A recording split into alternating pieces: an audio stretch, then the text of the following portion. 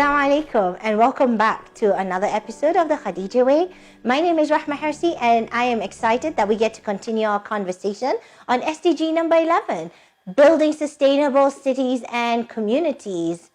This past month in October, I had the privilege of working and leading a team in Southeast Asia in particular, where we signed an MOU to collaborate with the UN Habitat on exploring how do we work together to really tap into ethical finance in developing sustainable communities and sustainable cities.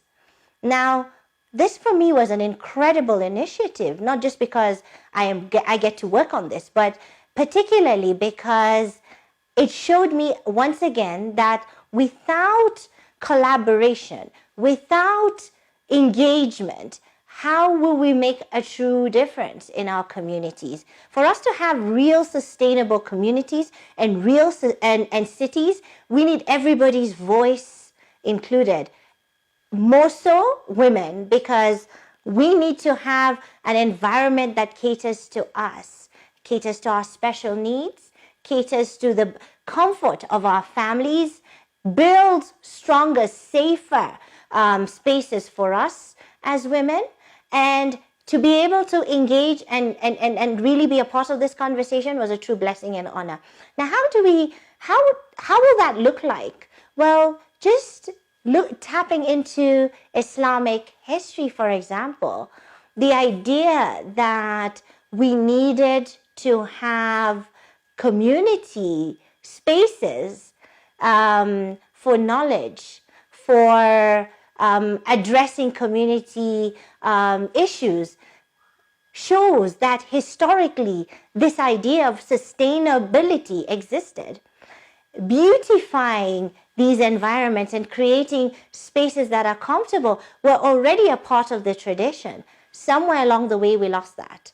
But re-engaging and bringing back and sharing that with the world, for me, is a great privilege, where we not only have functional spaces, but we have spaces that create emotional well-being, emotional growth, safety, security, and more importantly, has inclusivity and diversity within the areas that we look to develop.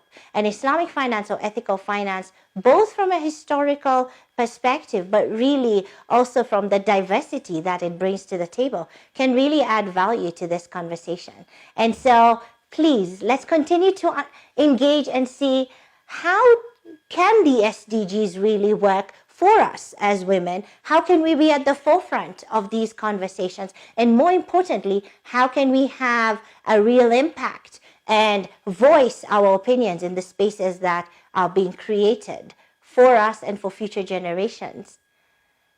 I am so excited that you got to join me for this conversation, and more importantly, as we move forward on really trying to understand and be pioneers in this regard, how do we further engage and learn and grow collaboratively?